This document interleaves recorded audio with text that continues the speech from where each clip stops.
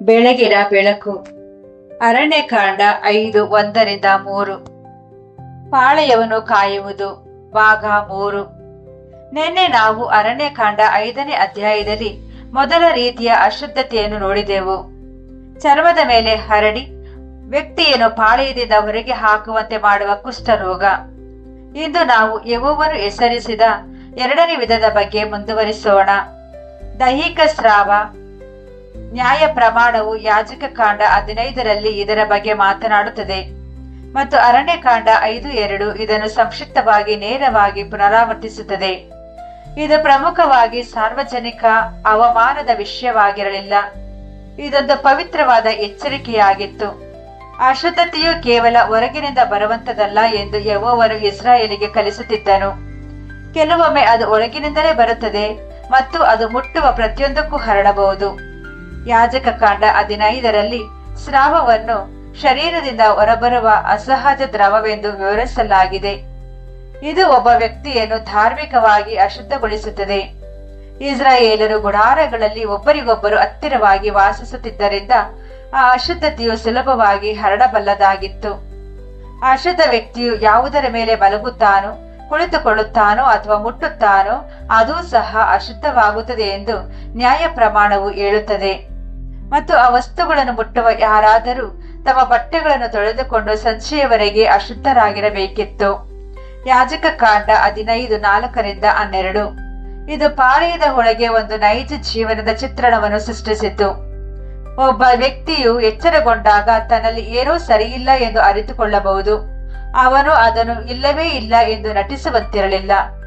ಅವರು ನನಗೆ ಏನು ಯಾವುದೂ ಆಗಿಲ್ಲ ಎಂಬಂತೆ ಎಲ್ಲರೊಂದಿಗೆ ಕುಳಿತುಕೊಳ್ಳಲು, ಎಲ್ಲರನ್ನು ಮುಟ್ಟಲು ಅಥವಾ ಪವಿತ್ರ ಪಾಳೆಯದೊಳಗೆ ಮುಕ್ತವಾಗಿ ತಿರುಗಾಡಲು ಸಾಧ್ಯವಿರಲಿಲ್ಲ. ತನ್ನೊಳಗಿಂದ ಅಶುದ್ಧವಾದುದು ಅರಿಯುತ್ತಿದೆ ಮತ್ತು ಅದನ್ನು ಗಂಭೀರವಾಗಿ ಪರಿಗಣಿಸದಿದ್ದರೆ ಅದು ಇತರರ ಮೇಲೆ ಪರಿಣಾಮ ಬೀರುತ್ತದೆ ಎಂಬ ಸತ್ಯವನ್ನು ಅವನು ಒಪ್ಪಿಕೊಳ್ಳಲೇಬೇಕಾಗಿತ್ತು. ಆದರೆ ಅದೇ ನ್ಯಾಯ ಪ್ರಮಾಣವು ಅಂತವರು ಮರಳಿ ಬರುವ ದಾರಿಯನ್ನು ನೀಡಿದೆ. ಸ್ರಾವವು ನಿಂತ ತಕ್ಷಣ ಆ ವ್ಯಕ್ತಿಯನ್ನು ಶುದ್ಧನೆಂದು ಪರಿಗಣಿಸುತ್ತಿರಲಿಲ್ಲ. ಅವನು ಕಾಯಬೇಕಾಗಿತ್ತು, ತನ್ನ ಬಟ್ಟೆಗಳನ್ನು ತೊಳೆದುಕೊಳ್ಳಬೇಕಾಗಿತ್ತು, ಸ್ನಾನ ಮಾಡಬೇಕಾಗಿತ್ತು ಮತ್ತು ನೇಮಿತ ಸಮಯದಲ್ಲಿ ಬಲಿಯೊಂದಿಗೆ ಬರಬೇಕಾಗಿತ್ತು. ಯಾಜಕಕಾಂಡ 15:13-15. ಅಸಹಜ ಸ್ರಾವವಿರುವ ಸ್ತ್ರೀಯರಿಗೂ ಸಹ ಪ್ರತ್ಯೇಕತೆ, ಶುದ್ಧೀಕರಣ ಮತ್ತು ಬಲಿಗಳ ಬಗ್ಗೆ ನ್ಯಾಯ ಪ್ರಮಾಣವು ವಿವರಿಸಿದೆ. ಇದರ ಸಂದೇಶ ಒಂದೇ: ತಾನು ವಾಸಿಸುವ ಪಾಳೆಯವನ್ನು ಅಶುದ್ಧಗೊಳಿಸುವ ವಿಷಯದಲ್ಲಿ ಯೆಹೋವನು ಅಸಡ್ಡೆ ಮಾಡುವುದಿಲ್ಲ. ಹಾಗೆಯೇ ಯೆಹೋವನು ಕರುಣೆ ಇಲ್ಲದವನಲ್ಲ, ಯಾಕೆಂದರೆ ಆತನು ಶುದ್ಧೀಕರಣ ಮತ್ತು ಪುನಃಸ್ಥಾಪನೆಗೆ ದಾರಿಯನ್ನು ಒದಗಿಸುತ್ತಾನೆ. ಇಲ್ಲಿಯೇ ಆತ್ಮೀಯ ಕನ್ನಡಿಯು ಬಹಳ ಪ್ರಬಲವಾಗುತ್ತದೆ. ಸ್ರಾವವು ಒಳಗಿನಿಂದ ಹೊರಬರುವಂತದ್ದು. ಅದು ಹೊರಗಿನಿಂದ ದೇಹದ ಮೇಲೆ ಬೀಳುವ ಧೂಳಿನಂತಲ್ಲ, ಅದು ಒಳಗಿನಿಂದಲೇ ಹರಿಯುವಂತದ್ದು. ಆತ್ಮಿಕವಾಗಿ ಒಬ್ಬ ವ್ಯಕ್ತಿಯು ದೊಡ್ಡ ಅಶುದ್ಧತೆಯ ಒಳಗಿನಿಂದಲೇ ಬರುತ್ತದೆ ಎಂದು ನ್ಯಾಯ ಪ್ರಮಾಣವು ಕಲಿಸುತ್ತದೆ. ಯೇಸುವಿನ ಮಾತುಗಳನ್ನು ಮತ್ತಾಯನು ಹೀಗೆ ದಾಖಲಿಸಿದ್ದಾನೆ: ಬಾಯಿಯೊಳಗೆ ಹೋಗುವುದು ಮನುಷ್ಯನನ್ನು ಅಶುದ್ಧ ಮಾಡುವುದಿಲ್ಲ, ಆದರೆ ಬಾಯಿಯಿಂದ ಬರುವಂತದೇ ಅವನನ್ನು ಅಶುದ್ಧ ಮಾಡುತ್ತದೆ. ಏಕೆಂದರೆ ಹೊರಬರುವ ಮಾತುಗಳು ಹೃದಯದ ಸ್ಥಿತಿಯನ್ನು ಪ್ರಕಟಿಸುತ್ತದೆ. ಮತ್ತಾಯ 15:11. ಕೆಟ್ಟ ಆಲೋಚನೆಗಳು, ವ್ಯಭಿಚಾರ, ಲೈಂಗಿಕ ಪಾಪಗಳು, ಕಳ್ಳತನ, ಸುಳ್ಳು ಸಾಕ್ಷ್ಯ ಮತ್ತು ದೂಷಣೆಗಳು ಹೃದಯದ ಒಳಗಿನಿಂದ ಬರುತ್ತವೆ ಎಂದು ಆತನು ವಿವರಿಸುತ್ತಾನೆ. ಮತ್ತಾಯ 15:19. ಅಂದರೆ ಆಳವಾದ ಸಮಸ್ಯೆ ಕೇವಲ ಪ್ರಪಂಚದೊಂದಿಗಿನ ಕೆಟ್ಟ ಸಂಪರ್ಕ ಮಾತ್ರವಲ್ಲ, ಅಶುದ್ಧ ಅರಿವನ್ನು ಉತ್ಪಾದಿಸುವ ಆಂತರಿಕ ಸ್ಥಿತಿಯೇ ದೊಡ್ಡ ಸಮಸ್ಯೆ. ಅಶುದ್ಧತೆಯು ವ್ಯಕ್ತಿಯನ್ನು ಮೀರಿ ಹೇಗೆ ಹರಡುತ್ತದೆ ಎಂಬುದನ್ನು ಇದು ವಿವರಿಸುತ್ತದೆ. ಯಾಜಕಕಾಂಡ 15ರಲ್ಲಿ ಅಶುದ್ಧ ವ್ಯಕ್ತಿಯು ಮುಟ್ಟಿದ್ದೆಲ್ಲವೂ ಅಶುದ್ಧವಾಯಿತು. ಆಧ್ಯಾತ್ಮಿಕವಾಗಿಯೂ ಇದೇ ಮಾದರಿ ಕಂಡುಬರುತ್ತದೆ. ಅಶುದ್ಧ ಮಾತುಗಳು ಕಲೆಯಂತೆ ಹರಡಬಹುದು. ಕಹಿಯಾದ ಮನೋಭಾವವು ಸಂಬಂಧಗಳನ್ನು ಕಲುಷಿತಗೊಳಿಸಬಹುದು. ರಹಸ್ಯವಾದ ದುರಾಸೆಯು ಮನಸ್ಸನ್ನು ರೂಪಿಸಿ ಅದು ಮಾತು ಮತ್ತು ನಡವಳಿಕೆಯಲ್ಲಿ ಕಾಣಿಸಿಕೊಳ್ಳುವಂತೆ ಮಾಡಬಹುದು. ಗರ್ವವು ಇತರರನ್ನು ಗಾಯಗೊಳಿಸುವ ಸಣ್ಣ ವಾಕ್ಯಗಳ ಮೂಲಕ ಸೋರಬಹುದು. ನಾಲಿಗೆಯು ಇಡೀ ಜೀವನದ ಹಾದಿಗೆ ಬೆಂಕಿ ಹಚ್ಚಬಲ್ಲದು ಎಂದು ನ್ಯಾಯ ಪ್ರಮಾಣವು ಹೇಳುತ್ತದೆ. ಯಾಕೋಬ 3:6. ಯಾಕೋಬನು ಇದನ್ನು ಕಾಡ್ಗಿಚ್ಚಾಗುವ ಒಂದು ಸಣ್ಣ ಕಿಡಿಯಂತೆ ವಿವರಿಸಿದ್ದಾನೆ. ಇದರ ಉದ್ದೇಶ ನಮ್ಮನ್ನು ಭಯಭೀತರನ್ನಾಗಿ ಮಾಡುವುದಲ್ಲ, ಬದಲಾಗಿ ನಮ್ಮನ್ನು ಪ್ರಾಮಾಣಿಕರನ್ನಾಗಿ ಮಾಡುವುದು. ಜೀವನದಿಂದ ಹೊರಹರಿಯುವ ಮಾತು ಅಥವಾ ನಡತೆ ಅಂತಿಮವಾಗಿ ಇತರರನ್ನು ಮುಟ್ಟಿಯೇ ಮುಟ್ಟುತ್ತದೆ. ಅದಕ್ಕಾಗಿಯೇ ಸತ್ಯವೇದವು ಅಂತರಂಗವನ್ನು ಕಾಯುವಂತೆ ಒತ್ತಾಯಿಸುತ್ತದೆ. ಜ್ಞಾನೋಕ್ತಿಯು ಹೀಗೆ ಹೇಳುತ್ತದೆ, ಎಲ್ಲಕ್ಕಿಂತ ಹೆಚ್ಚಾಗಿ ನಿನ್ನ ಹೃದಯವನ್ನು ಕಾಯ್ದುಕೊಳ್ಳು, ಯಾಕೆಂದರೆ ಜೀವದ ಮೂಲಗಳು ಅದರಲ್ಲಿವೆ. ಜ್ಞಾನೋಕ್ತಿ 4:23. ಈ ಮೂಲಗಳು ಎಂದರೆ ಹೊರಹರಿವುಗಳು. ಜೀವನವು ಕೇವಲ ನಮಗೆ ಸಂಭವಿಸುವುದಿಲ್ಲ, ಜೀವನವು ನಮ್ಮ ಒಳಗಿರುವುದರಿಂದ ಹೊರಹರಿಯುತ್ತದೆ. ನೂತನ ಸೃಷ್ಟಿಯಾದ ವಿಶ್ವಾಸಿಯು ಇತರ ವಿಶ್ವಾಸಿಗಳೊಂದಿಗೆ ನಿಕಟವಾಗಿ ವಾಸಿಸುವುದರಿಂದ ಒಂದು ಹೃದಯದಿಂದ ಹೊರಹರಿಯುವ ಸಂಗತಿಯು ಇಡೀ ಸಮುದಾಯವನ್ನು ಬಲಪಡಿಸಬಹುದು ಅಥವಾ ದುರ್ಬಲಗೊಳಿಸಬಹುದು. ಕೆಟ್ಟ ಮಾತುಗಳು ಬಾಯಿಯಿಂದ ಬರದಂತೆ ಎಚ್ಚರವಿರಲಿ. ಕೇಳುವವರಿಗೆ ಕೃಪೆಯನ್ನು ನೀಡುವ ಮತ್ತು ಭಕ್ತಿಯನ್ನು ವೃದ್ಧಿ ಮಾಡುವ ಮಾತುಗಳನ್ನೇ ಆಡಿರಿ ಎಂದು ಸತ್ಯವೇದವು ಎಚ್ಚರಿಸುತ್ತದೆ. ಎಫೆಸದವರಿಗೆ 4:29. ಕಹಿ, ರೋಷ, ಕೋಪ ಮತ್ತು ದೂಷಣೆಗಳನ್ನು ದೂರವಿಟ್ಟು ದಯೆ ಮತ್ತು ಕ್ಷಮೆಯು ಅವುಗಳ ಸ್ಥಾನವನ್ನು ಪಡೆದುಕೊಳ್ಳಬೇಕು ಎಂದು ಅದು ಹೇಳುತ್ತದೆ. ಎಫೆಸದವರಿಗೆ 4:31-32. ಇದು ಕೇವಲ ಮೇಲ್ನೋಟದ ನೀತಿಯಲ್ಲ, ಇದು ನಮ್ಮೊಳಗಿನ ಅರಿವನ್ನು ಶುದ್ಧೀಕರಿಸುವುದಾಗಿದೆ. ಅದೇ ಸಮಯದಲ್ಲಿ ಹೊಸ ಒಡಂಬಡಿಕೆಯು ಒಂದು ಸುಂದರವಾದ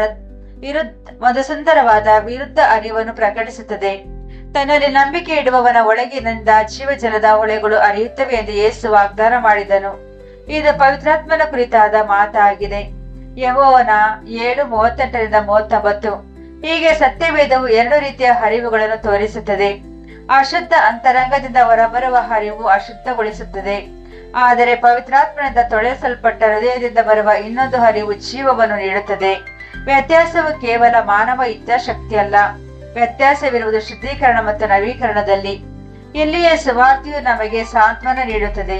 ನಾವು ಯಾಜಕ ಕಾಂಡ 15 ಕೇವಲ ಅಪರಾಧದ ಭಾವನೆ ಅನುಭವಿಸಲು ಓದುವುದಿಲ್ಲ. ಚರ್ಮಕ್ಕಿಂತ ಆಳವಾದ ಶುದ್ಧೀಕರಣ ನಮಗೆ ಬೇಕು ಎಂದು ಅರ್ಥ ಮಾಡಿಕೊಳ್ಳಲು ನಾವು ಇದನ್ನು ಓದುತ್ತೇವೆ. ನಾವು ಬೆಳಕಿನಲ್ಲಿ ನಡೆದರೆ ಯೇಸುವಿನ ರಕ್ತವು ನಮ್ಮನ್ನು ಸಕಲ ಪಾಪಗಳಿಂದ ಶುದ್ಧೀಕರಿಸುತ್ತದೆ ಎಂದು 1 ಯೋಹಾನ 1:7.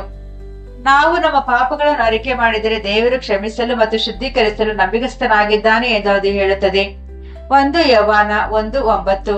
ಆದರೆ ನೂತನ ಸೃಷ್ಟಿಯು ಜೀವನವು ಅಶುದ್ಧ ಅರಿವುಗಳನ್ನು ಬಚ್ಚಿಟ್ಟುಕೊಂಡು ಶುದ್ಧರಾಗಿರುವಂತೆ ನಟಿಸುವುದಿಲ್ಲ. ಅದು ಬೆಳಕಿಗೆ ಬರುವುದು, ದೇವರೊಂದಿಗೆ ಏಕೀಕರಣ ಬಯಸುವುದು, ಏಕೀಭವಿಸುವುದು, ಅಶುದ್ಧವಾದುದನ್ನು ತ್ಯಜಿಸುವುದು ಮತ್ತು ಆತನು ಮಾತ್ರ ನೀಡಬಲ್ಲ ಶುದ್ಧೀಕರಣವನ್ನು ಪಡೆದುಕೊಳ್ಳಬಹುದಾಗಿದೆ. ಆದ್ದರಿಂದ ಅರಣ್ಯಕಾಂಡ 5:2 ಕೇವಲ ಹಳೆಯ ನಿಯಮವಲ್ಲ, ಅದೊಂದು ಪವಿತ್ರ ಪಾಠ. ಯೆಹೋವನು ಇಸ್ರಾಯೇಲಿನ ಮಧ್ಯದಲ್ಲಿದ್ದ ತನ್ನ ನಿವಾಸವನ್ನು ರಕ್ಷಿಸುತ್ತಿದ್ದನು ಮತ್ತು ಆತನು ತನ್ನ ಜನರ ಹೃದಯದಿಂದ ಹೊರಹರಿಯುವ ಸಂಗತಿಗಳನ್ನು ಕಾಯುವಂತೆ ಕಲಿಸುತ್ತಿದ್ದಾನೆ. ಸ್ರಾವದ ನಿಯಮಗಳು ಅಶುದ್ಧತೆಯನ್ನು ಗಮನಿಸದಿದ್ದರೆ ಅದು ಮೌನವಾಗಿ ಹರಡುತ್ತದೆ ಎಂದು ತೋರಿಸುತ್ತದೆ. ಆದರೆ ಯೆಹೋವನು ಶುದ್ಧತೆಗೆ ಮರಳಿ ಬರಲು ದಾರಿಯನ್ನು ಒದಗಿಸುತ್ತಾನೆ ಎಂಬುದು ಅವು ತೋರಿಸುತ್ತವೆ. ಈಗ ಕ್ರಿಸ್ತನ ಮೂಲಕ ಶುದ್ಧೀಕರಣವು ಕೇವಲ ಹೊರ ಆಚರಣೆಯಾಗಿ ಉಳಿಯದೆ ಹೃದಯವನ್ನು ತಲುಪುತ್ತದೆ. ನಾಳೆ ನಾವು ಅರಣ್ಯಕಾಂಡ 5ರಲ್ಲಿ 3ನೇ ವರ್ಗದ ಬಗ್ಗೆ ಮುಂದುವರಿಯೋಣ. ಮರಣದ ಸಂಪರ್ಕದಿಂದ ಬರುವ ಅಶುದ್ಧತೆ ಮತ್ತು ಯೆಹೋವನು ತನ್ನ ಪಾಳೆಯವನ್ನು ಏಕೆ ಅಷ್ಟು ಜಾಗರೂಕತೆಯಿಂದ ರಕ್ಷಿಸಿದನು ಎಂಬ ವಿಷಯ. ಪ್ರಾರ್ಥನೆ. ತಂದೆಯಾದ ಯೆಹೋವನೇ, ನಮ್ಮ ಹೃದಯಗಳನ್ನು ಶೋಧಿಸು ಮತ್ತು ನಮ್ಮೊಳಗೆ ಅಡಗಿರುವ ಅಶುದ್ಧತೆಯನ್ನು ಶುದ್ಧೀಕರಿಸು.